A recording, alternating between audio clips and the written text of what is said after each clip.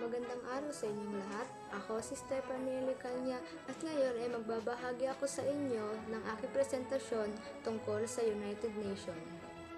Ano ang United Nations?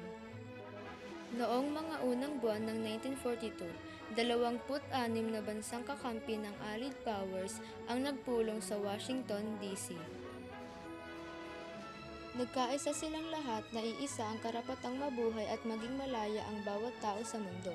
Umaasa silang kung makakamit na nila ang katahimikan, lahat ng bansa ay sasali at makikiisa sa kanila upang mapanatili ang kalayaan at kapayapaan. Ano naman ang layunin ng mga United Nations? Tara at isa-isahin natin ang mga ito. Una, manatili ang kapayapaan. Maging maayos ang samahan ng mga bansa. Tumulong sa paglutas ng suliraning pandaigdigan. Pagsasaayos ng mga gawain ng mga bansa.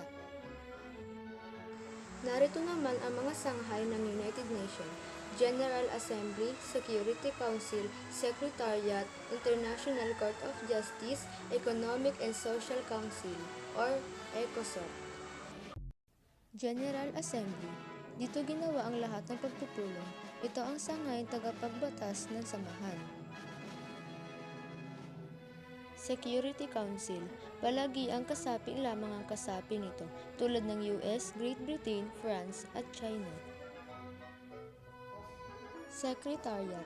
Ang pangkat ng mga tauhang pampangasiwaan ng UN na nagpatupad sa mga gawain pang-araw-araw. International Court of Justice. Ang sanghay na nagpapasya sa mga kasong may kinalaman sa alitan ng mga bansa. Economic and Social Council or ECOSOC.